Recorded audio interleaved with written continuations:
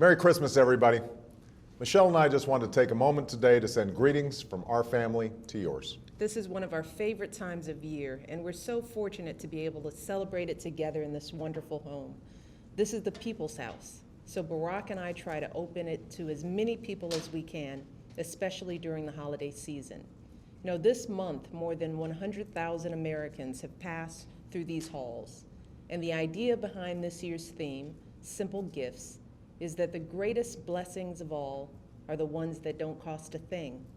The comfort of spending time with loved ones, the freedoms we enjoy as Americans, and the joy we feel upon giving something of ourselves. So in this time of family and friends and good cheer, let's also be sure to look out for those who are less fortunate, who've hit a run of bad luck or who are hungry and alone this holiday season. Because this is the season when we celebrate the simplest yet most profound gift of all, the birth of a child who devoted his life to a message of peace, love, and redemption. A message that says no matter who we are called to love one another. We are our brother's keeper. We are our sister's keeper.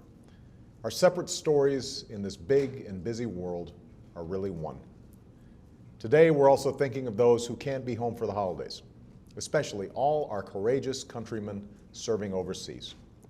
That's the message I delivered when I visited our troops in Afghanistan a few weeks ago.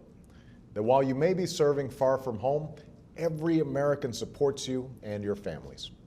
We are with you, and I have no greater honor than serving as your Commander-in-Chief.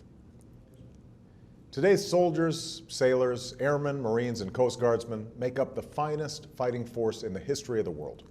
Just like their predecessors, they do extraordinary things in service to their country.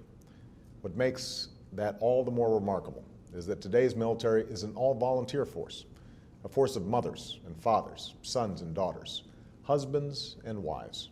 That's right. And as First Lady, I've had the honor to meet members of our military and their families on bases and in communities all across the country.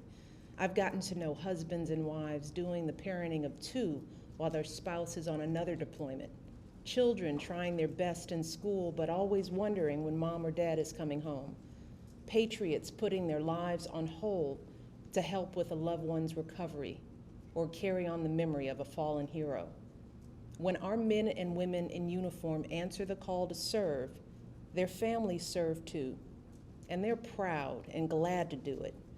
But as long as that service keeps the rest of us safe, their sacrifice should also be our own.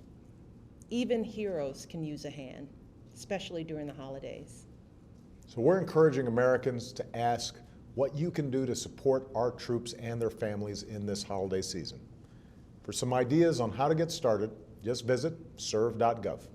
You'll see that you don't need to be an expert in military life to give back to those who give so much to us. There are countless ways to contribute by harnessing your unique talents.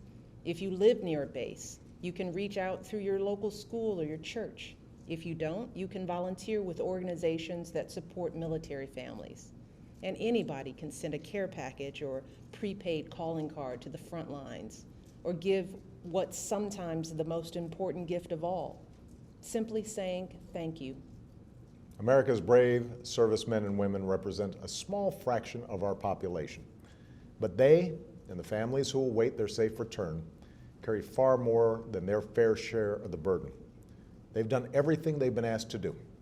They've been everything we've asked them to be. And even as we speak, many are fighting halfway around the globe in hopes that someday our children and grandchildren won't have to. So let's all remind them this holiday season that we're thinking of them and that America will forever be here for them, just as they've been there for us. And on behalf of Michelle, Malia, Sasha, And Bo. and Bo, have a very Merry Christmas. And an even happier New Year.